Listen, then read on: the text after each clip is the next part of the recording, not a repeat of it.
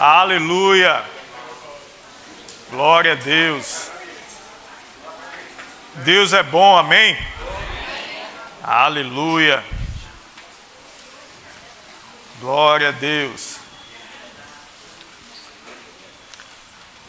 Hoje é um dia de Santa Ceia do Senhor, dia que nós tiramos no mês para celebrarmos a nossa redenção, a posição que o Senhor conquistou para nós naquela cruz, pagando o preço por nós, nos redimindo, nos justificando e nos colocando em uma posição de acesso total ao Senhor, em uma posição onde não há condenação, onde não há separação entre nós e Deus, mas nós podemos acessá-lo livremente. Amém?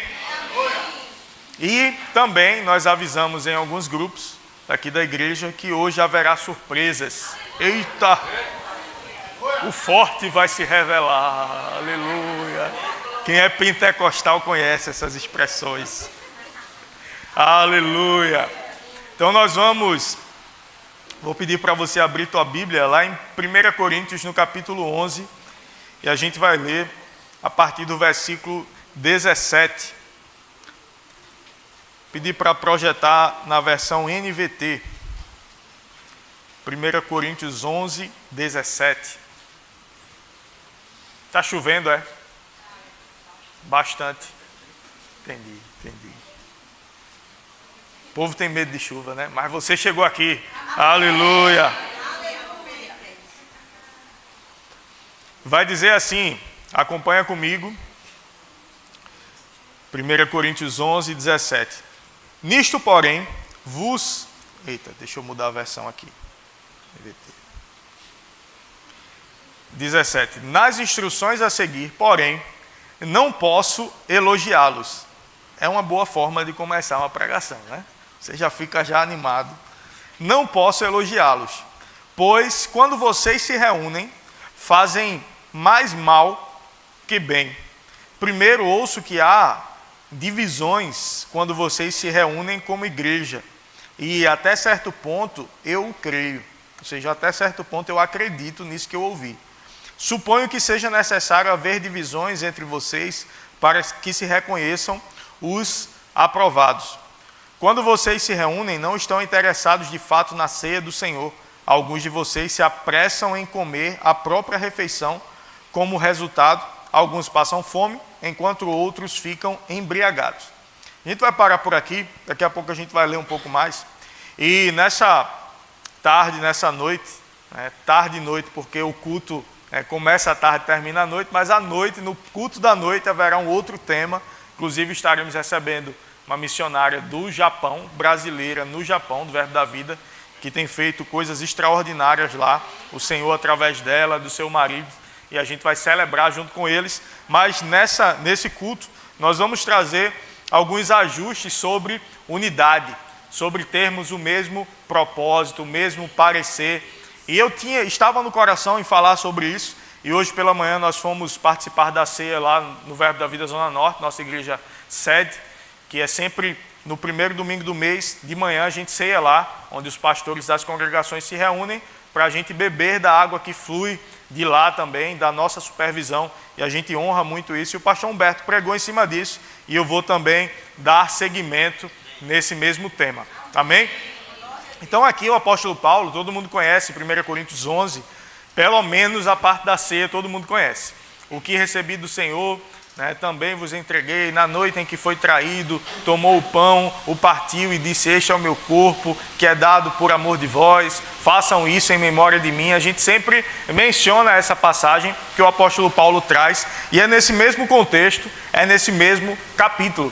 Mas quando a gente vai entender todo o contexto que ele está falando, e muitas vezes a gente traz uma ideia de, olha, a Santa Ceia do Senhor é algo sério e você não pode tomar de qualquer jeito. E isso é uma realidade. Você não pode tomar indignamente. Isso é uma realidade. Mas todo texto, ele precisa ser avaliado, ele precisa ser lido, ele precisa ser investigado de acordo com o seu contexto.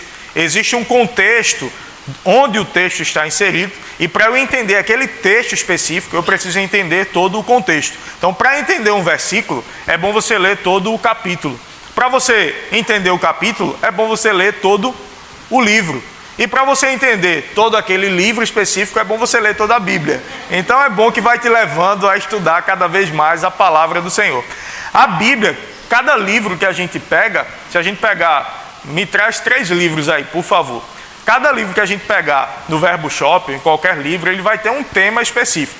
E geralmente, eu não sei como chama, porque contracapa é aquela de dentro, né? A parte de trás do livro ali, que tem geralmente a foto do autor, tem dizendo um pouco do que aquele livro trata. E a Bíblia, ela também tem um tema específico. Obrigado, irmã. A Bíblia também, ela tem um livro específico, um tema específico. Aqui a gente vai ver 5 elementos da fé. Aqui vai dizer quais são os 5 elementos da fé. Aqui, você tem alimentado a sua fé com a palavra de Deus diariamente. Então você entende que isso, de alguma forma, já é o tema do livro. Alimento da fé. São várias devocionais. Então cada livro ele vai ter um tema específico. Qual é o tema da Bíblia? A Bíblia vai tratar sobre diversos assuntos, sobre diversos ensinamentos, sobre coisas muito importantes em várias áreas. Mas o tema da Bíblia é a redenção da humanidade através da pessoa de Jesus Cristo. Então a humanidade, ela foi, tanto é que a Bíblia começa em Gênesis, com a criação do homem, o homem no Éden, em seguida a queda do homem a partir do pecado.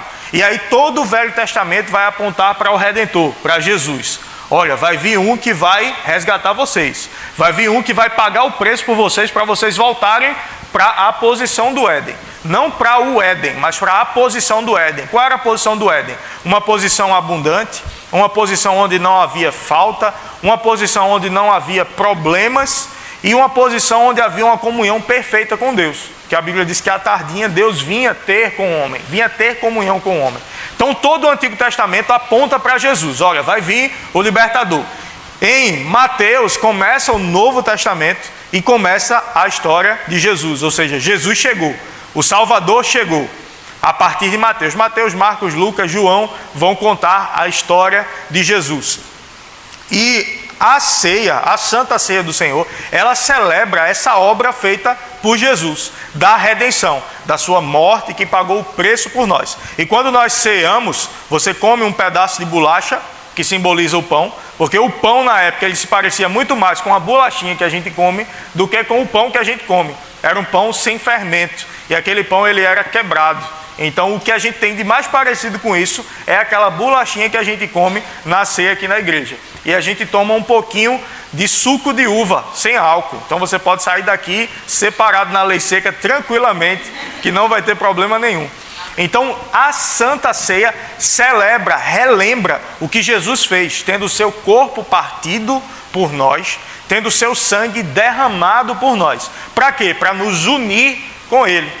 Então a obra de Jesus, ela é uma obra redentiva, que compra, que paga um preço para ter acesso novamente, resgatar o nosso acesso a Ele. Então a obra de Jesus foi uma obra para trazer unidade, para trazer união entre as pessoas, união entre a igreja e o Senhor. Então a igreja entre si e a igreja entre si com o Senhor. Porque não adianta eu dizer que eu amo ao Senhor, e a Bíblia fala sobre isso, eu odiar meu irmão. Então como eu posso amar o Senhor, a quem eu não vejo, se eu odeio ao meu irmão, a quem eu vejo? Jesus lá em João, no capítulo 17, ele orando pelos discípulos e por nós, que ele diz, eu oro não apenas por esses, mas aqueles que crerão em mim. Então, ou seja, nós que viríamos depois, ele disse que eles sejam um, assim como eu e o Pai somos um. Então o mundo vai crer que tu me enviastes. Ou seja, quando há unidade entre nós, quando as pessoas olham para nós e veem em nós unidade, elas vão crer que Jesus foi enviado por Deus. Ou seja, vai chegar salvação para elas quando nós formos um. A salvação vai chegar para elas, não é quando os políticos mudarem a sua forma de administrar a cidade, não é quando a polícia trouxer, uma segurança maior para a sociedade, e a sociedade tiver paz, e acabar a corrupção, e as igrejas, não, é quando a gente for um. É quando não houver mais no nosso meio divisões, é quando não houver mais no nosso meio partidarismo, é quando não houver no nosso meio, eu sou mais importante do que o meu irmão. Ah, porque eu não estou sendo reconhecido? Porque eu não fui colocado ainda em tal departamento e meu irmão já foi? O pastor não está vendo não, que eu sou melhor do que ele? Às vezes alguém pode não dizer isso, mas lá no fundo, alguns podem pensar isso. E a gente precisa se avaliar como está a nossa disposição, do nosso coração, em servirmos ao Senhor e servirmos uns aos outros. Porque não existe servir ao Senhor se eu não sirvo ao meu irmão. Não existe amar o Senhor se eu não amo o meu irmão. E o apóstolo Paulo está escrevendo aqui, olha, nisso aqui que eu estou escrevendo para vocês, eu não posso elogiar vocês não. O apóstolo Paulo, ele ia, estabelecia uma igreja, viajava para outro lugar, passava um tempo evangelizando, estabelecia outra igreja ali, deixava um líder ali, um pastor ali. E aquele pastor enviava cartas para Paulo, dizendo como estava a igreja. Ou também chegavam informações por outras pessoas. Então chegaram informações ao apóstolo Paulo dizendo, olha, está tendo divisão aqui, está tendo partidarismo. Quando ele começa a escrever 1 Coríntios, a gente percebe que era uma igreja que fluía em todos os dons. Tinha línguas, tinha profecias, tinha revelação. Tinha uma irmã do Cocó que sapateava, batia o pé no chão, olhava e era um raio-x e revelava tudo na vida do outro. Né? Tem um profeta forte. Olha na primeira fileira aqui, tem alguns profetas hoje aqui. Te prepara. Mas os dons operavam livremente. Mas a gente percebe que o fruto, que é o principal, não operava tanto assim. Ele disse, olha, eu ouvi falar que existe divisão no meio de vocês. E em parte eu acredito. Ou seja, eu sei que aumenta um pouquinho. Né? Não tinha um WhatsApp para ele filmar uma briga de dois irmãos e enviar, né, para o apóstolo Paulo. Nem tinha na rede social lá postando alguém com indireta para uma briga que teve na igreja. Não, mas chegava a informação depois de meses. Chegava, então passa por um, passa por outro, até chegar nele, aumentava um pouquinho, né? Que nem alguém diz, eu aumento, mas não invento. Então eles aumentavam, mas não inventavam. E o apóstolo Paulo disse, olha, em parte eu acredito que está tendo divisão no meio de vocês. E como é que vocês se reúnem e existe divisão?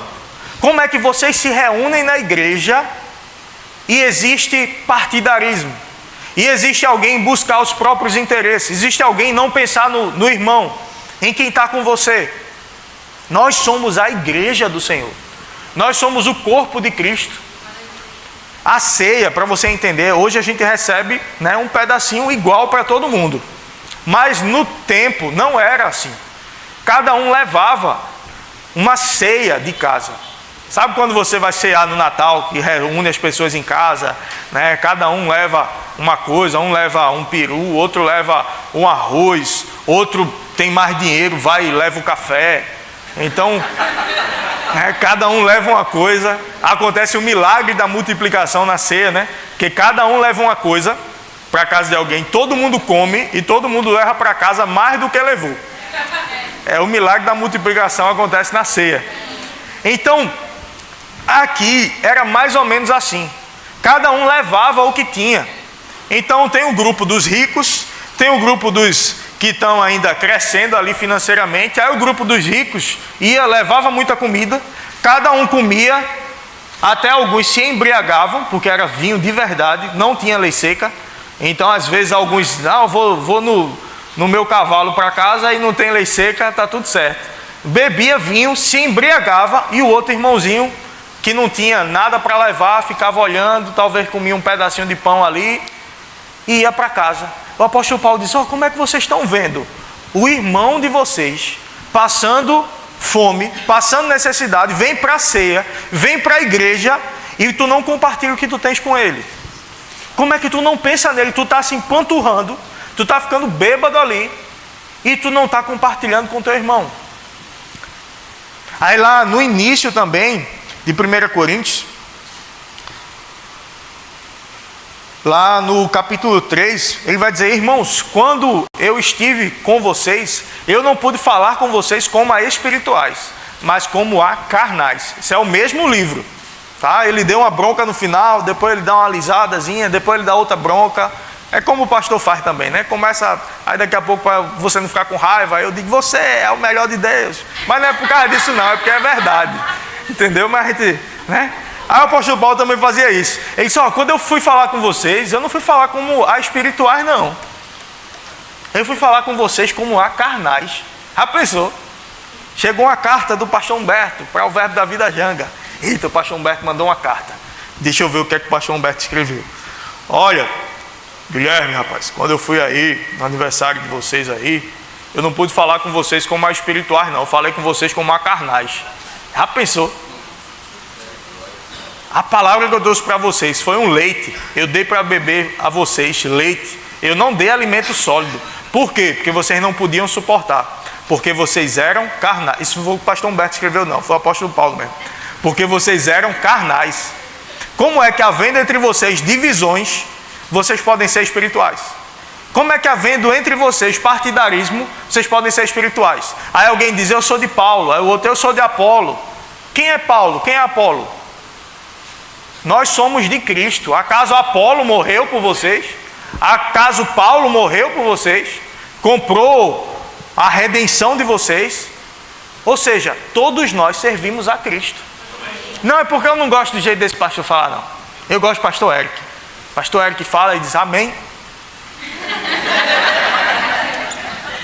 E ele é mais calminho. Aí Sheila diz, foi tão gostosinha a palavra hoje.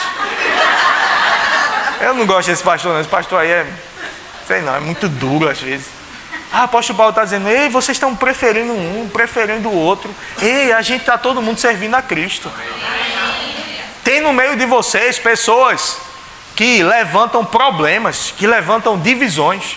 Lá em 1 Coríntios também, mesmo capítulo 1:10, ele diz, rogo-vos, irmãos, eu estou rogando a vocês, que não haja entre vocês divisões, mas que todos vocês falem a mesma coisa. Divisão, duas visões diferentes. Se crescer duas visões diferentes dentro de uma igreja, a igreja rompe. E não é romper para crescer, não. É romper de dividir. Duas visões diferentes. É só uma visão. É só um parecer. É só uma palavra. E às vezes, algumas instruções que a gente traz para proteger alguém, a pessoa pensa, está querendo me prender. Está querendo controlar a minha vida. Teve um irmão que me procurou há um tempo. Pastor, olha, eu estou assistindo esse pastor aqui. O que é que o senhor acha? E a gente recomenda a muitos pastores, inclusive de fora do Ministério Verbo da Vida. O Ministério Verbo da Vida não é o único no mundo, é muito bom, mas existem outros muito bons também. E aí ele me procurou, pastor, estou assistindo esse pastor aqui, o que é que o senhor acha? Eu disse, corra, pare de assistir, é perigoso ele. Ele fala contrário a tudo aquilo que a gente crê, vai trazer dúvida para a sua mente. Tá. Passa um tempo, o irmão, pastor, eu não acredito muito nesse negócio de palavra da prosperidade, da gente declarar e as coisas acontecerem, teologia da prosperidade. Eu disse, quem é que prega teologia da prosperidade? A gente prega Deus, a gente prega a Bíblia. Só que na Bíblia fala sobre prosperidade e a gente fala disso. Agora aqueles que não entendem isso dizem, isso é teologia da prosperidade. Aí esse que você estava assistindo, ele prega contra isso. Quem é que tu está assistindo? Continua assistindo. Não é porque eu estou assistindo, não, é o que eu estou lendo na Bíblia. Eu disse, mas rapaz, o que a gente prega é Bíblia também. O que a gente lê é Bíblia também. Quem você está ouvindo? Não, é o pastor fulano. Eu disse, rapaz, eu não disse a tu para tu não assistir. Resumindo a história, saiu o irmão e saíram mais dois irmãos que andavam com ele. Quando ele saiu, eu disse, é só uma questão de tempo os outros dois saírem. Aí depois outro veio me procurar, pastor, eu estou saindo, e o outro nem procurou, saiu sem falar nada. Aí por quê? Não ouviu a instrução lá fora, divisão, visão diferente. Aí semana passada, esse pastor lançou um vídeo na internet, estava afastado do ministério, porque caiu em pecado. E na época eu mandei, meu irmão, olha essas questões desse pastor, cara, não segue. Às vezes alguém pode pensar, porque ele não quer perder a ovelha. Não, é porque eu não quero que a pessoa perca o que Deus tem para ela aqui. Aí você vai vendo o resultado na linha do tempo. O fruto de pessoas críticas, de pessoas que só fazem falar mal, pessoas que não produzem nada, mas querem trazer críticas construtivas. Nunca construíram nada, mas quer trazer crítica construtiva. E às vezes, se a gente não vigiar, se a gente não trouxer uma palavra como essa em alguns momentos, eu gosto mais daquela palavra, tu tá pulando, tu tá dançando, tu tá amém, glória a Deus, é isso aí. Eu gosto demais, mas a gente tem que trazer essas palavras também. E se a gente não trouxer, às vezes começa a crescer no meio do coração da gente algum pensamento desses de divisão, de falar diferente, de se levantar contra. Quem resiste à obra de Deus, quem resiste à ordenação de Deus, lá em 1 Coríntios também, não, Romanos 13, o apóstolo Paulo também vai falar sobre isso. Olha, toda a autoridade foi constituída por Deus. Quem resiste à autoridade, resiste à ordenação do próprio Deus e estará trazendo sobre si mesmo condenação. Então existe um líder na igreja. Não, eu acho que eu seria melhor do que ele. Está se levantando contra uma autoridade levantada por Deus. Levanta contra o pastor, contra uma autoridade levantada por Deus. Contra o prefeito, contra uma autoridade levantada por... Oxe, mas foi Deus que colocou ele lá? Não. Mas o fato dele ocupar uma posição de autoridade, existe um revestimento da parte de Deus para o que ele está fazendo. Amém.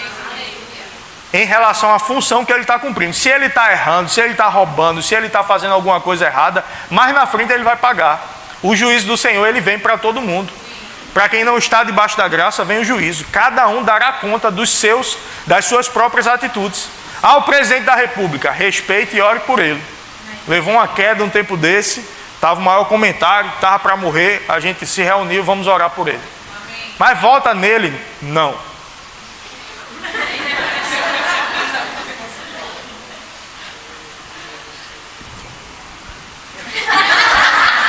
Mas oro por ele, mas respeito a vida dele, respeito a posição que ele está ocupando. Por quê? O cargo máximo na nação brasileira é a presidência da República. É uma autoridade. Preciso concordar, não. Preciso orar. Preciso apresentar ele em oração. E não estar me levantando, indo na internet, chamando de tudo que não presta. Mas às vezes isso acontece dentro de algumas igrejas. Aquele irmão briguento, aquele irmão arengueiro, aquele irmão iracundo. A Bíblia fala a palavra iracundo também. Sabe onde é que tem fofoca? Onde tem alguém disposto a ouvir. Porque quando alguém vem, se alguém viesse falar comigo, vamos supor que eu não fosse pastor, rapaz, pastor Eric é meio chatinho, né? É isso, é aquilo, é o outro. Rapaz, não é. Eu acho também que ele prega assim, eu não gosto quando ele diz amém. Eu queria que ele dissesse aleluia. Aí o outro diz, não é. E a esposa do pastor, tu viu, você só quer ser toda arrumada, toda... Aí quando a esposa do pastor vem desarrumada, diz, esposa do pastor, toda desarrumada. Aí vem arrumada e fala, a esposa do pastor, toda arrumada, só quer ser. Aí o pastor chega num carro bom. O pastor só quer ser de carrão. Carrão do pastor. Pra quê, pastor, com carrão? Porque não ajuda os pobres. Vende o teu, dá todinho dinheiro aos pobres. A gente ajuda talvez mais do que muitos outros que falam isso. Porque geralmente o que fala isso é o que não está fazendo nada. Porque quem está fazendo não tem tempo de estar falando do outro, que ele está fazendo. A pessoa que se levanta para criticar, ela não está fazendo nada. Procure alguém, procure não. Mas aparece alguém de vez em quando para falar mal de um departamento, falar mal de um líder, aí vai ver a atitude dele. Vai ver como ele está trabalhando. Ele não está nem servindo. Quem mais reclama de departamento é quem não está servindo. Porque quem está servindo entende os desafios que tem. Entende que a gente está crescendo, a gente está avançando, a gente não está conformado, a gente quer melhorar a cada dia. Mas a gente ainda não chegou lá, então a gente está crescendo. E quem está no meio do processo entende, eita, é mesmo, não é tão simples, não é tão fácil. Mas quem está só parado, aí diz, devia fazer assim. Esse papel no chão aqui. A diaconia passou e nem apanhou. Benção! Pega lá e joga no lixo. Eita, o banheiro está sujo aqui, ó. É porque se está sujo o chão, é porque alguém entrou com o pé molhado, alguma coisa sujou. Aí, tem um mop aí para eu passar aqui. Oxe, eu não trabalho na igreja, não. Mas não se trata disso, se trata de sermos um corpo, ajudarmos uns aos outros, apoiarmos uns aos outros. Aí por que tem alguém para falar? Porque tem alguém para ouvir. Porque quando o primeiro que eu ouvi dizer, ei, comigo não entro nesse tipo de discussão não entro nesse tipo de comentário não. Aí ele está ali, Eu não encontro espaço, deixa eu ir para outro. Não, eu não entro não, aí, deixa eu ir para outro. Aí vai para outro, o outro pega a palavra. Aí diz, é esse. Aí juntou 2 no grupo. Aí vai procurar um terceiro. Aí daqui a pouco junta o grupo dos magoados. Geralmente o grupo dos magoados, eles saem juntos da igreja. Eles fazem uma rebelião juntos. Aí tá falando alguma coisa, aí chegou para você para falar alguma coisa, disse, não, vamos conversar com o pastor. Não, pastor não, pastor. Poxa, por que não pode conversar com o pastor? Por que não pode conversar com ele? Ó, fala um negócio do pastor. Pronto, vamos falar para ele. Não é, eu não estou trazendo essa palavra porque isso está se levantando, não. Eu não ouvi falar nada sobre isso, não. É vacina para a gente. Para a gente não deixar isso nascer. Amém? Por quê? Porque o pastor precisa? Não, é porque cada um de nós precisamos. Amém? Vamos levar o pastor, vamos levar para o líder. Se não foi ele, vamos lá, vamos resolver com ele. Não, para ele não. Então, se eu não posso falar na presença dele, eu não devo falar na ausência. Se eu não sou parte do problema, nem da solução, eu não devo dar minha opinião. Se a gente colocar esse filtro em tudo que for falado, não é só na igreja não, é no trabalho, é na família. Porque família também, muitas vezes, entre os parentes ali, é um tio, um cunhado, um primo, uma irmã. Olha, por que fulano? Só, eu prefiro não me envolver nisso aí não. Entende? Isso aí é em todos os meios, isso é proteção para você, isso é proteção para o teu coração. A gente pregou uma série recentemente, guardando o coração. Sobre tudo o que se deve guardar, guarda o teu coração, porque dele procedem as fontes da vida. Se eu não guardar meu coração, meu irmão, a minha fé não vai fluir. Se eu não andar em amor, a minha fé não vai fluir. Que a Bíblia diz que a fé opera pelo amor. Então eu posso declarar a palavra a ponto de perder toda a saliva, de ficar sem voz e não adiantar nada, se eu não estiver andando em amor. A gente crê no poder das palavras. A Bíblia diz, Marcos 11, 23, em verdade vos afirmo, se alguém disser a este monte, ergue-te e lança-te no mar, e não duvidar no seu coração, mas crê que se fará o que diz, assim será com ele. Provérbios 18, 21, a morte e a vida estão no poder da língua, aquele que bem a utiliza come do seu fruto. Tudo isso é uma realidade, mas a mesma Bíblia diz, a fé opera pelo amor. Então a fé, ela vai fazer eu chamar à existência as coisas e as coisas serem geradas no reino do Espírito. Eu gosto de trazer um exemplo como se fosse a água. A água, ela tem o poder de irrigar, ela tem o poder de refrigerar. É o melhor refrigerante que existe para refrigerar. Refrigerante a gente já pensa naquela bebida. Para refrigerar algo quente, você joga água, aquela temperatura ela muda. A água refrigera, a água hidrata, a água limpa, lava, faz com que a gente possa levantar as mãos para adorar o Senhor sem que o irmão do lado caia, porque a gente tomou um banho, porque a gente se lavou. A água ela vai gerar tudo isso, mas ela precisa de encanações para chegar no lugar dela e gerar o efeito desejado. Se não tiver as encanações, a água vai sair e vai fazer só lama, porque ela não vai atingir o objetivo dela. Então as palavras elas vão gerar vida, mas se não tiver amor, se não tiver princípios, se não tiver procedimentos equivalentes a uma vida cristã, a uma frutificação cristã, só vai ser lama, só vai ser barulho. Eu sou tudo que a Bíblia diz que eu sou, eu tenho, eu vou prosperar, eu vou avançar, mas está envolvido em fofoca? Vai não. Está envolvido em disse-me-disse? Vai não. Está prejudicando o outro irmãozinho? Vai não. Aí hoje, daqui a pouco a gente vai tomar uma ceia abençoada. Oh glória! Você é animado comigo e com o Senhor. Mas a gente precisa trazer essa regulagem. Meu irmão, eu preciso me reavaliar sempre. Você vai fazer uma viagem longa, você vai fazer uma revisão no carro.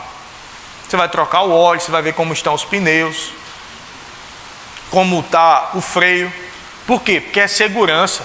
E se a viagem for muito longa, no meio do caminho eu vou parar de novo para revisar. A gente está numa viagem longa, amém? Então de vez em quando a gente tem que parar, não é só acelerar. Tem um momento que a gente vai, encosta aqui, vamos ver como é que está. Então um culto como esse é para a gente ver como é que está.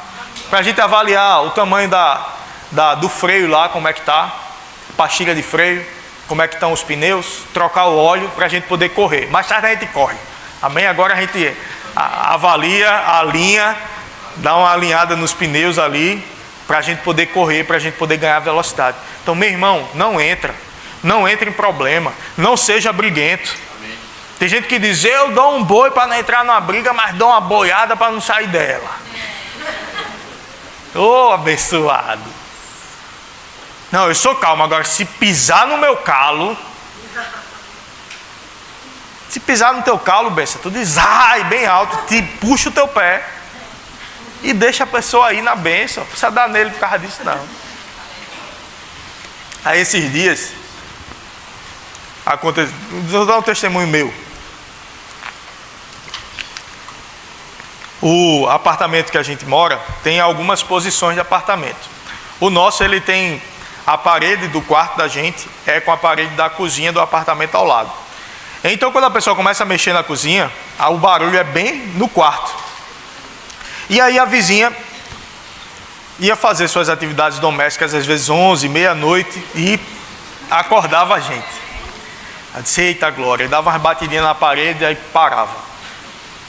Aí começou de manhã a fazer de 6 e pouca da manhã, 7 e pouca da manhã, barulho. A gente dava umas batidinhas na parede, aí parava. Aí esses dias eu mudei, né? Estou trabalhando no Recife e o ritmo está bem pesado. A gente, alguns dias chegou a trabalhar 16 horas, 15 horas no mesmo dia. Aí trabalhei alguns dias seguidos. Disse, amanhã eu estou de folga. Vou dormir até um pouco mais tarde. Doce ilusão. 6 e pouca da manhã, acordo com barulho. Aí eu, na parede, bati na parede, ela bateu de volta. Dum, dum, dum, dum, dum, começou a bater prato. Disse, meu Deus do céu, não acredito não. Aí eu disse, 6 horas da manhã, a pessoa... Aí eu disse, eu vou lá conversar com ela. Aí eu já fui trocando de roupa para ir lá. Eu disse, não, não pode não. Imagina, você com sono, você já está me julgando. Mas deixa ser contigo. Aí eu disse, rapaz, eu vou lá, não tem condições não. E eu já tinha me programado, eu vou lá conversar com eles. Não é porque eu entendo que eles têm seus afazeres domésticos, mas só cuidar um pouquinho do horário para a gente poder dormir bem e eles poderem fazer as atividades deles. Aí nesse momento do estresse ali, eu disse, eu vou lá. Aí eu estou indo para a sala, me ajeitando para ir. Adriana, amor, não vai não. Aí eu disse, não, eu vou lá. Isso é falta de respeito, rapaz, tem que conversar, tem que parar isso. Não, amor, não vai não. Eu indo para a sala, amor, não vai não. Chegou na sala, amor, não vai não. Aí eu fui, me sentei no sofá, fui ler a Bíblia. Aí li a Bíblia. Aí a gente orou junto. Aí eu relaxei. Eu não vou dormir, eu vou orar, né? Orei e tal, fiquei por ali, os olhos meio vermelhos de sono, tá tudo bem. Aí eu disse, mais tarde eu vou lá conversar. Aí deu de noite, perto de 9 horas, eu disse, agora eu vou lá, o marido dela deve estar em casa, eu vou conversar com o marido dela. Na paz mesmo. Aí eu fui, cheguei lá, bati na porta. Aí ela abriu. Aí eu, boa noite. Aí eu disse, eu sou o vizinho aqui, queria conversar com vocês rapidinho. Olha, só com meu marido, viu? Ele não está não. Aí eu disse, não, a intenção é conversar com ele mesmo. Que horas ele vem? Olha, eu vou dizer uma coisa para você. Não sei se é o senhor ou se é a sua esposa, mas quando eu faço barulho, fica batendo na parede. Eu vou bater de volta, eu não vou deixar de fazer as coisas. Aí eu ficava repetindo. Eu estou falando direito.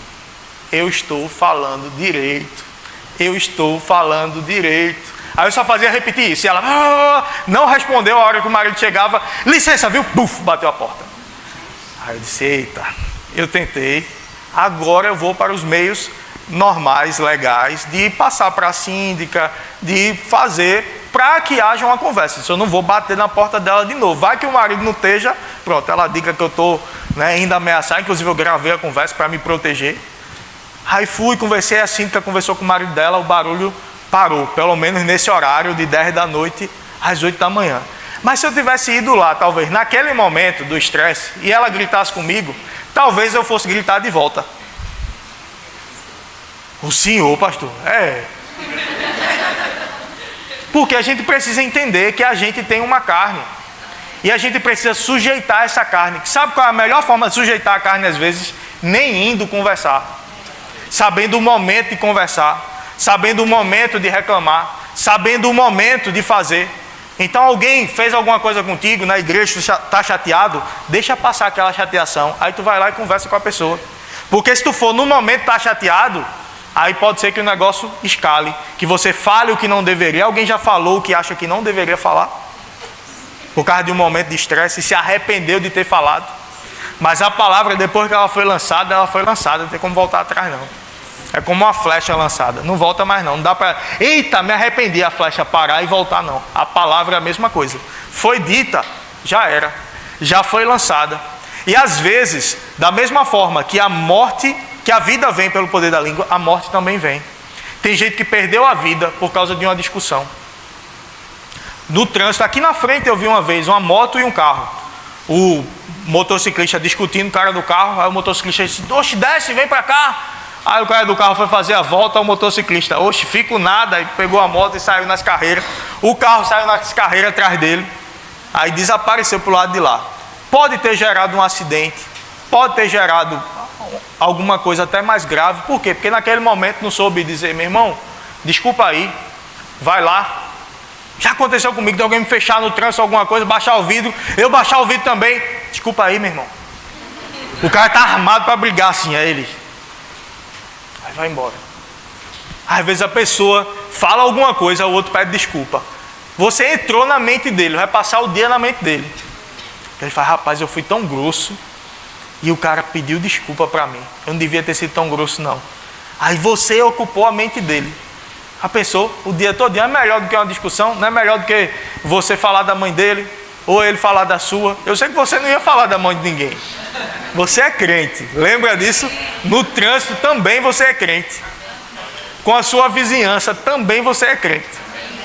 Aí já pensou, nesse estresse todinho, eu vou na casa da vizinha e discuto com ela. Aí tem outros vizinhos lá. Oxi, esse não é o pastor, né? Olha o pastor como é quando não está na igreja. Aí não sabe nada do contexto, mas viu um momento que perdeu o controle. Esse um momento que perdeu o controle, às vezes a pessoa perde coisas que levou anos e anos para construir. Tem gente que perde a vida por um momento de estresse. Perde coisas que foram geradas em anos. Perde a família que em anos foi construída, foi guardada por causa de um momento de estresse. E às vezes esse momento de estresse é entre marido e mulher também.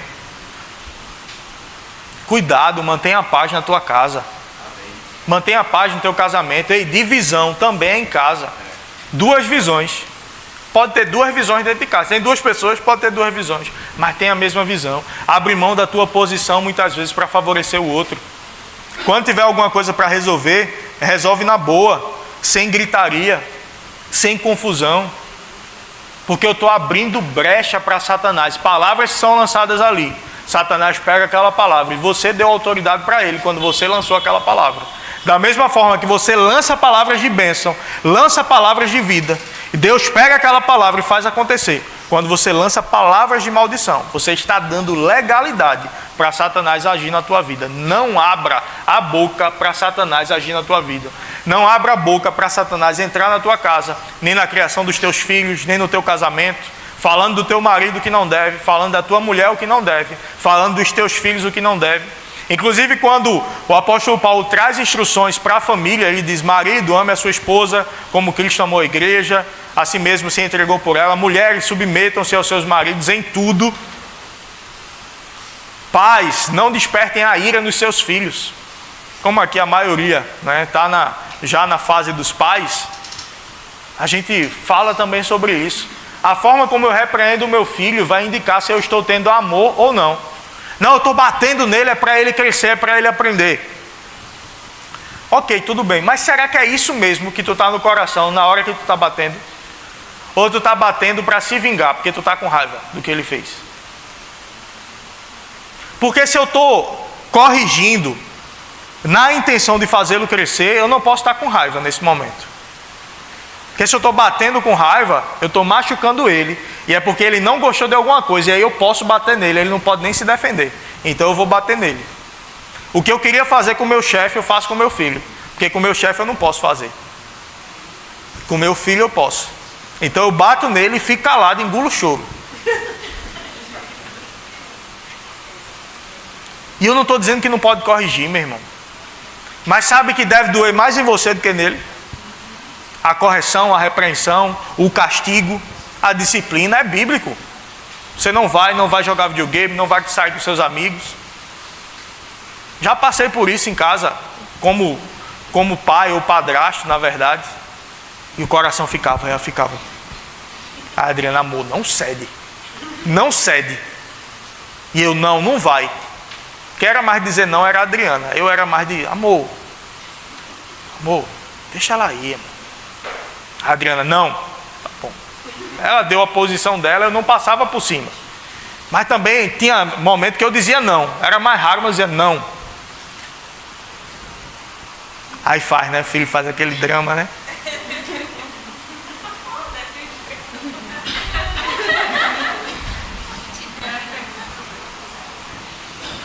Aí o pai, tá bom, vai. Por quê? Porque tá doendo nele. Mas não vai não. Deixa ir não. Porque tá doendo em você, porque você tá com a intenção correta. Você está fazendo para corrigir. Eu não vai não, estou com raiva dele. Não deixa a raiva ocupar lugar no teu coração, na tua mente. Guarda o teu coração. Quer já chamar o grupo de música? Aleluia, teve um aleluia no culto. Eita glória! Teve um aleluia, salvou o culto, rapaz. Aleluia. Lá em Provérbios 29, 22 vai dizer: a pessoa irada provoca conflitos. Quem perde a calma facilmente comete muitos erros. Tiago 3,16: pois onde há inveja e ambição egoísta, também há confusão e males de todo tipo.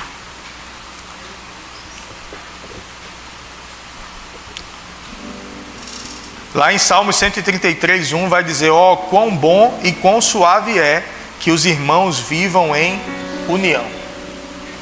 União em casa, união com marido e mulher, com os filhos, com os parentes chatos também. Não quer dizer que você vai levar todo mundo para a tua casa, não, entenda. Mas você tem que viver em paz com todos. No que depender de você, o que salva a gente às vezes é esse no que depender de você.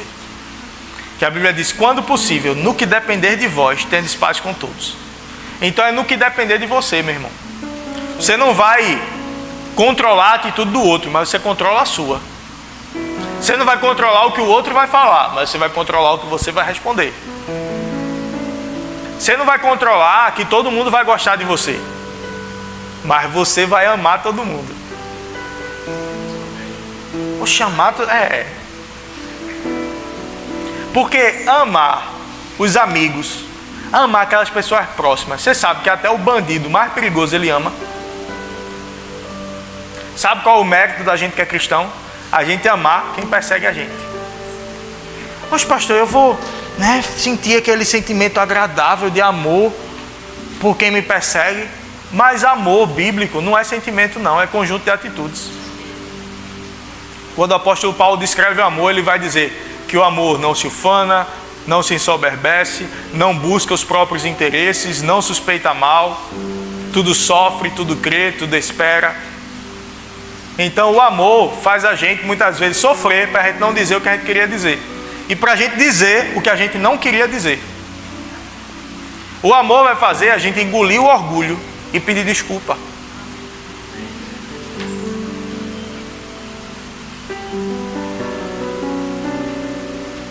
O amor vai fazer a gente não suspeitar o mal.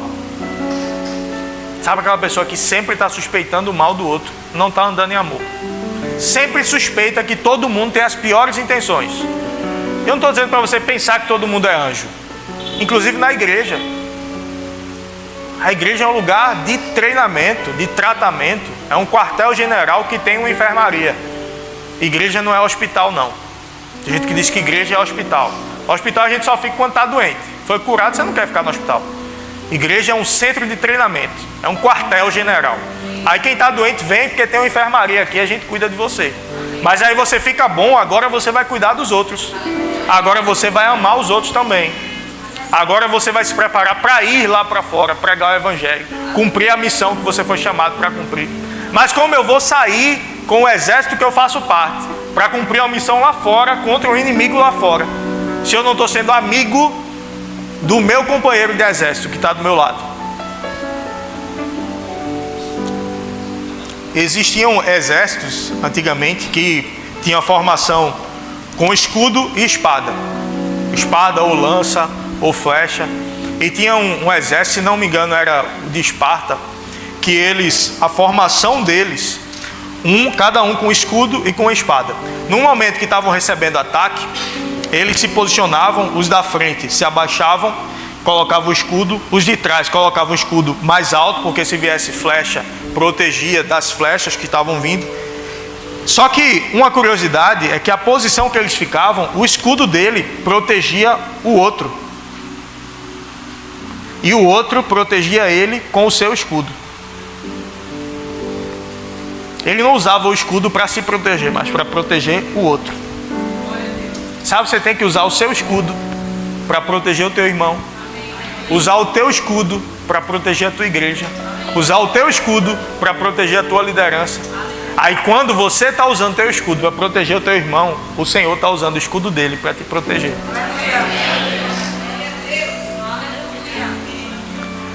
Mas aí eu pego o meu escudo, que eu deveria estar protegendo meu irmão, eu trago só para mim, eu deixo o meu irmão vulnerável. Se eu deixo o meu irmão vulnerável, eu deixo o exército que eu faço parte vulnerável. Não se trata de um irmão, se trata de um exército cumprindo uma missão. Se o meu irmão perde, eu perco.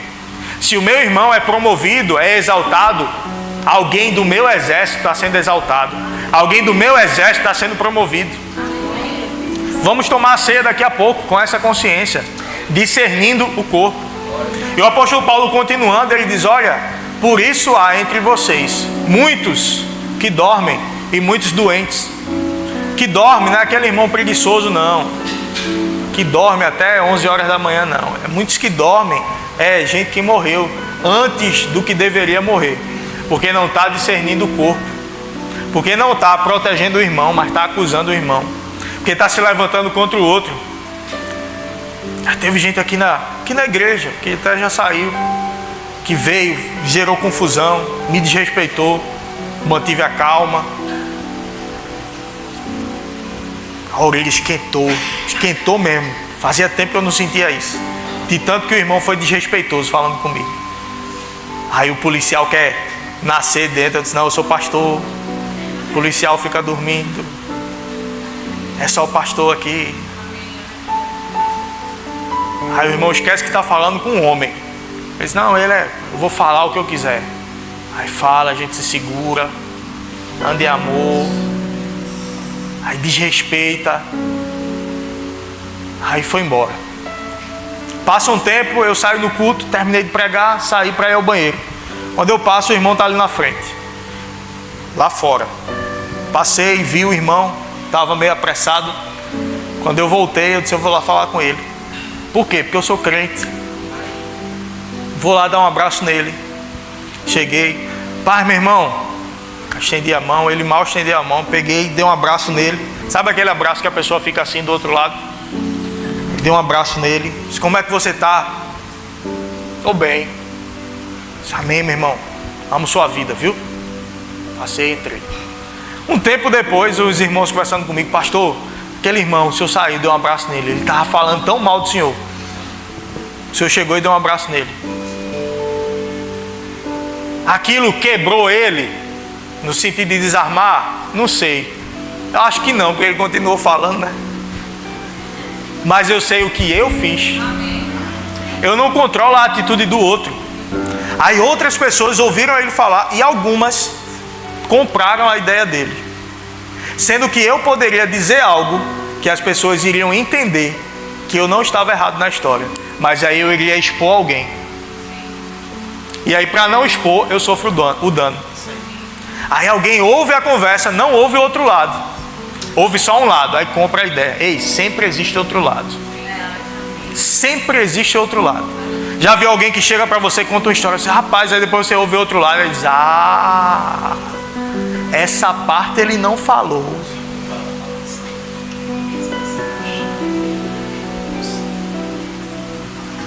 Existe um outro lado. Então suspeite o bem das pessoas. Está falando mal de alguém, e aquele outro lado. E aquele que está chegando para você para falar mal de outra pessoa, quando você sair, o assunto da vez vai ser você. Ou tu acha que o desrespeito dele é só pelo outro? Por você não. Às vezes o outro é alguém que está se doando, é alguém que está cuidando, é um líder espiritual que pode errar também, mas é alguém que está fazendo tanto. E tem gente que sai e não dá nem tchau. Cadê fulano? Ah, está em outra igreja. Puxa, a gente aconselhou, a gente ajudou, a gente trouxe para perto, investiu horas na pessoa, cuidando, orando, chorando junto às vezes. A pessoa sai e não dá nem tchau. Mas eu estou trabalhando pela gratidão de alguém? Não. Eu estou trabalhando pelo Senhor, pelo reino do Senhor, amando as pessoas que Ele ama, cuidando das pessoas que Ele me mandou cuidar.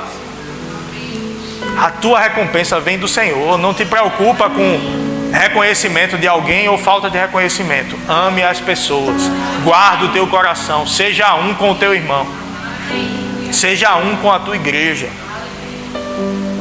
Protege a visão que o Senhor te inseriu, meu irmão. O Senhor te colocou aqui, foi o Senhor que te colocou aqui. Protege essa visão. Algumas das pessoas que trouxeram o discurso para mim mais emocionado: o Senhor é um grande homem de Deus, pastor, sobre a minha vida, sobre a minha casa, sobre a minha família, como eu sou grato a Deus. Algumas dessas pessoas foram as que saíram mais falando mal. Por isso que eu nem me emociono com o discurso, nem positivo nem negativo. Não muda o que eu fui chamado para fazer. Se alguém chega e reconhece, amém, bênção, obrigado. Se alguém chega e fala mal, amém, bênção, obrigado. Eu vou continuar fazendo o que eu fui chamado para fazer. Não deixe as palavras de alguém definirem o que você vai fazer, a tua atitude. Porque o teu propósito, quem define é o Senhor. E se você vai cumprir esse propósito, quem define é você. Nem o diabo, nem teu irmão, nem teu pastor, nem teu líder podem impedir o que Deus tem para fazer na tua vida, se você estiver no lugar que você foi chamado para estar. Só quem pode impedir é você. Alguém, o pastor Humberto até deu esse testemunho de um jovem que estava candidato a ser licenciado, a se tornar um ministro, e uma mulher levantou e deu uma profecia para ele que ele seria o pastor da igreja, o pastor que iria liderar a igreja. E aí o jovem estava animado com aquilo e compartilhou com alguém, e a pessoa disse: se você vai se mover pela profecia que ela deu, de que você vai ser o pastor da igreja, então no dia que ela der uma profecia de que você também tem que deixar de ser pastor, você deixa de ser pastor. Porque não é a profecia, não é o que alguém disse que vai definir o que você vai fazer. É o que Deus disse para você. Deus pode levantar um profeta e trazer uma palavra, mas aquela palavra tem que testificar com o que Deus tratou comigo. Nós não somos guiados por pessoas, por palavras de pessoas. Somos guiados pelo Espírito Santo. Pessoas podem trazer palavras inspiradas por Ele, e a gente sonda se o que está sendo falado testifica com o que Deus colocou dentro de mim, e principalmente com a palavra dele. Está na palavra, está em linha com a palavra, testificou dentro de mim, amém, vou guardar. Aí alguém chega: tu vai ser o novo pastor da igreja. Chega para mim: pastor, olha, Deus falou comigo que eu vou ser o novo pastor da igreja. Tá bom, deixa eu orar por você, passar a unção para você e sentar no banquinho. Não, meu irmão, submete-se ao processo. Se for isso que Deus tem para você, quem sou eu para te impedir? Nem quero. Mas Deus é que levanta. Não queira se promover quando Deus ainda não te promoveu. Tem gente que cai no caminho porque foi promovido por si mesmo, não deixou Deus promover. Às vezes Deus até... Eu vi pessoas com grande chamado, com grandes coisas para viver no Senhor, e que a gente via grande potencial, mas a pessoa achou que não estava sendo reconhecido como deveria e se promoveu antes do tempo. Se promoveu antes do tempo, caiu. E é tão triste ver gente com tanto potencial caindo, saindo do propósito. Cair às vezes não é nem pecado, às vezes é sair do propósito. Caiu na soberba, saiu do lugar. Ninguém me reconhece, estão me travando, estão me parando. Eita, não, a gente quer que você cresça. Tem um bocado de gente fazendo rema, a maior turma da história no rema. E eu gosto quando alguém chega para mim e diz: pastor, eu aprendi lá coisas tremendas. Eu disse: é isso mesmo que eu quero que você aprenda, para você crescer. Pra você... Não é que o Senhor não tenha ensinado, não. A pessoa vem às vezes com cuidado. Diz: rapaz, o rema é mais profundo mesmo. Porque eu não tenho como ter uma continuidade aqui. Pegar esse tema e esmiuçar ele em 10 pregações. Chegar na segunda pregação, a pessoa perdeu a primeira, fica perdida. Então não dá para aprofundar tanto. No rema aprofunda. Se a gente quisesse prender alguém, a gente nem ia incentivar ninguém a crescer, a aprender, a buscar no Senhor. Então cresça, busque, aprenda, mergulhe. A gente traz uma palavra para você: fica num lugar seguro, fica num lugar de amor, fica num lugar de submissão. A Bíblia diz para a gente considerar o outro superior a si mesmo. Mas cada um quer se promover. Ei, não é assim no nosso meio. Promove o outro, levanta o outro, levanta a bola do outro. Alguém chega falando bem dele, de outra pessoa, você quer falar bem dele. Não, continua falando bem dele, promove ele. Vibra com as conquistas do teu irmão. Vibra com o crescimento do teu irmão. Tem gente aqui que está com problema familiar com o irmão, de fato. O Senhor está falando comigo. Irmão de sangue. Está um tempo sem falar com seu irmão. Ou está falando, mas o relacionamento está arranhado. E o Senhor diz: ei, procure ele hoje. Reconcilie-se com ele. Tem alguém na tua família que está com problema com ele? Se reconcilie. Às vezes o fluxo da graça está deixando de fluir, porque o cano está obstruído. Obstruído por ofensa. A palavra de Deus diz para a gente não deixar brotar em nós raiz de amargura, que brotando contamine a muitos. O amargurado, ele nunca fica amargurado sozinho, ele sempre contamina outros. Então que não sejamos nós os amargurados. Às vezes a gente só pensa no outro, né? Que o outro que a gente brigou porque o outro é mau. Mas às vezes o mal foi a gente. Às vezes o errado foi a gente. Tem uma história de uma pessoa, eu já encerro com isso, para a gente cear. Já vai se preparando a diaconia. Uma história de uma pessoa, a mulher chegava para o marido toda vez: essa vizinha não sabe lavar roupa não. Aí as roupas estendidas, a roupa tudo suja. O marido olhava e ficava calado. Outro dia, a mulher disse: olha, a mulher não aprende não sei quantos anos de casada, a roupa toda vez suja, estendida a roupa suja. Oxi, a mulher não sabe ser dona de casa, não sabe lavar roupa. Aí outro dia a mulher falou: oxi, aprendeu a lavar, tá com a roupa limpa agora, o que foi que aconteceu? Aí o marido disse: não foi ela que aprendeu a lavar roupa não, fui eu que limpei a janela. A janela que estava suja, e ela estava vendo a roupa suja da vizinha, quando era a janela dela que estava suja. Será que a gente não está vendo roupa suja nos outros porque a janela da gente está suja? Noite de lavar janelas.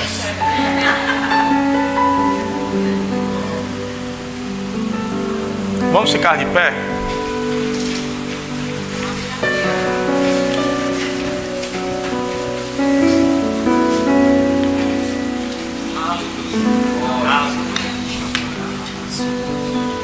Feche teus olhos, curva a tua cabeça. Senhor nosso Deus, nosso amado Pai, nós te damos graças, Senhor.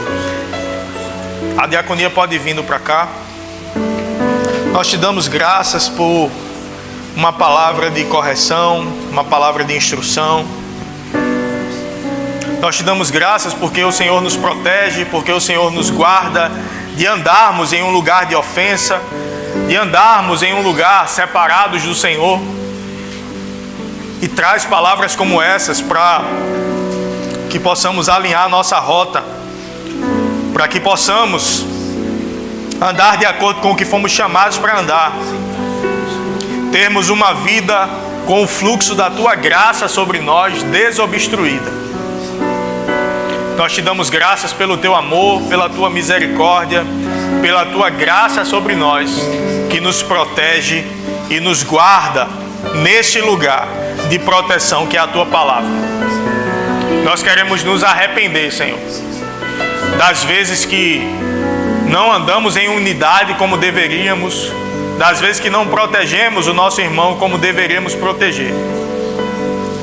Que haja em nós um coração puro, que haja em nós, Senhor, um coração guardado no Senhor, disposto a amar, disposto a perdoar, porque o Senhor nos perdoou e nos amou quando nós não merecíamos. O Senhor não nos julgou de acordo com as nossas atitudes, mas de acordo com o Teu caráter, que é bom, que é misericordioso. Que nós possamos, Senhor, manifestar o Teu bom caráter também na vida dos nossos irmãos, na vida dos nossos familiares. Que as pessoas possam ver em nós o Teu amor e possam ser inspiradas pelo Teu amor agindo em nossas vidas. Nós oramos assim, em nome de Jesus. Amém. Agora eu quero perguntar se tem alguém nessa noite que ouviu essa palavra, que entende que não está no lugar que deveria estar, no Senhor. Por mais que tenha o Senhor no coração, mas não entregou sua vida a Ele e quer entregar nesse momento. Você deseja tomar essa decisão nessa noite? Levanta tua mão para a gente orar com você, celebrar tua nova vida e você poder inclusive cear junto com a gente.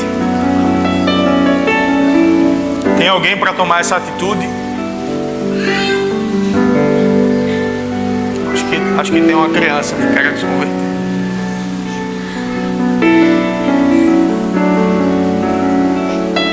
Então estende tuas mãos para cá. Senhor, nós te damos graças, Senhor, por esses elementos da tua santa ceia. Nós te damos graças pelo teu sacrifício, Senhor Jesus, que nos deu essa posição de acesso ao Senhor e que nos deu a graça de andarmos em santidade e andarmos em amor todos os dias. Nós não queremos andar em amor pela nossa própria força, mas pela tua graça em nós, que nos capacita para isso. Nós te damos graças e pedimos perdão por qualquer pecado cometido, mas que nós tenhamos o discernimento de entender o corpo e tomar a ceia devidamente. Em nome de Jesus. Amém. Você pode sentar um pouco para facilitar a distribuição dos elementos.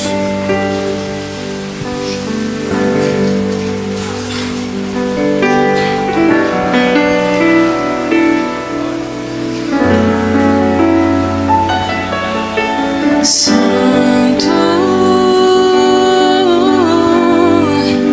Jesus, tu és santo, tua é a glória, e toda a criação para sempre cantará. Santo, Jesus, tu és santo,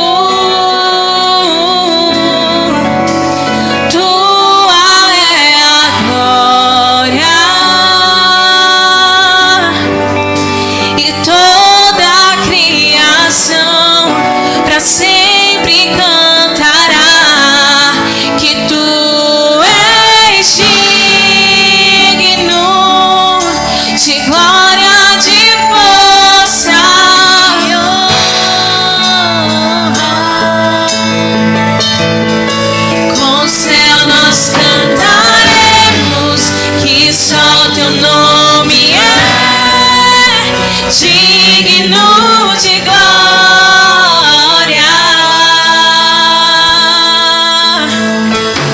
Poderoso,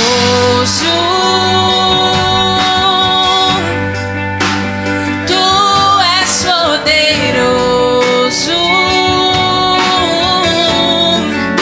e tua é a glória, e toda a criação para sempre cantará que tu és digno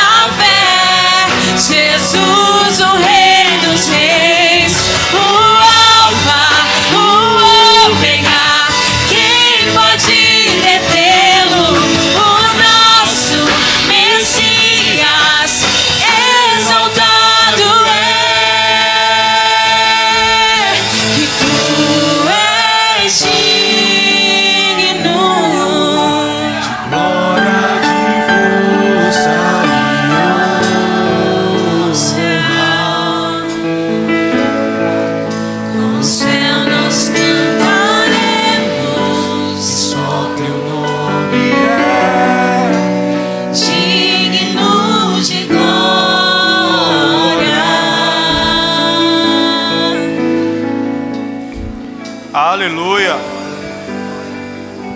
Ele é digno de glória, de honra, de louvor, de majestade.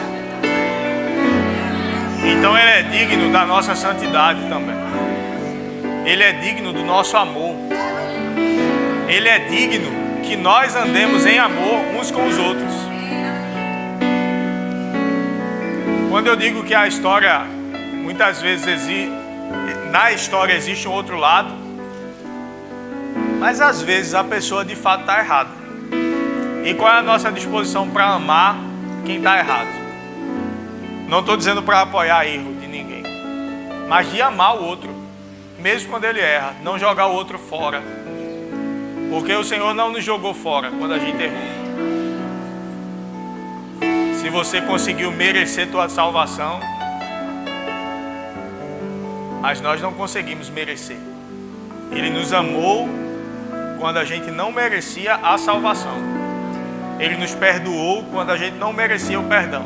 Porque o perdão é para quem não merece. Se a pessoa merecesse, não era perdão, seria justiça. Então, dentro dessa consciência, lembrando do sacrifício dele, que exige de mim uma ação correspondente de amor, de perdão, de fruto do Espírito, que nós possamos participar da ceia.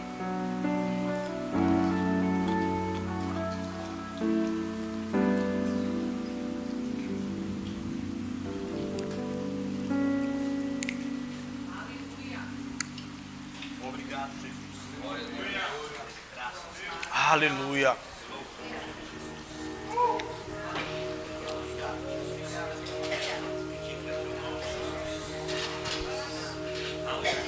Glória a Deus. Obrigado, Jesus.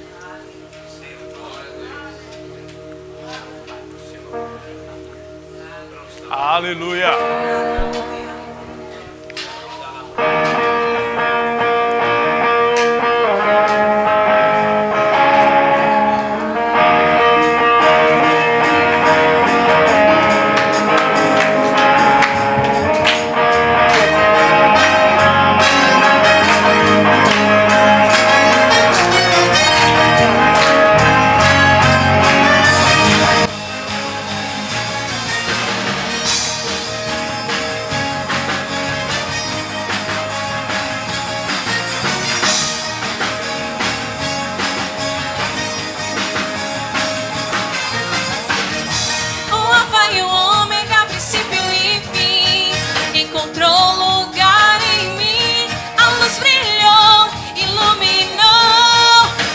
Monte ele me colocou.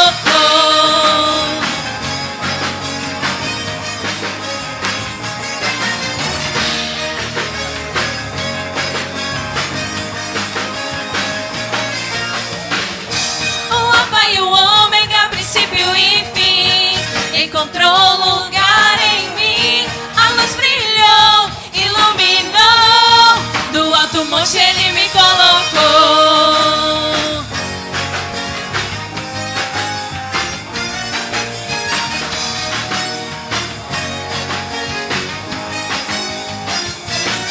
Caiu 1000 à minha direita, eu não vou ser atingido. 10.000 à minha esquerda, eu não vou ser ferido. Caiu 1000 à minha direita, eu não vou ser atingido. 10.000 à minha esquerda. Caiu 1000 à minha direita, eu não vou ser atingido. 10.000 à minha esquerda, eu não vou ser ferido. Caiu 1000 à minha direita, eu não vou ser atingido. 10.000 à minha esquerda. Eu vou saltar as muralhas. Eu vou andar sobre as águas. Eu vou viver impossível. Eu vou dançar no sobrenatural.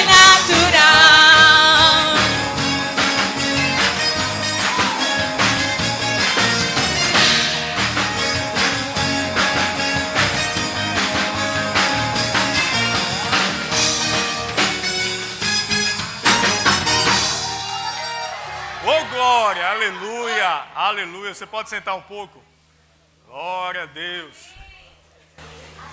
Eu sempre quero celebrar mais, mas o culto da tarde a gente tem uma limitação de horário. Inclusive eu sempre extrapolo, mas vai dar certo. Eu estou aprendendo. Aleluia.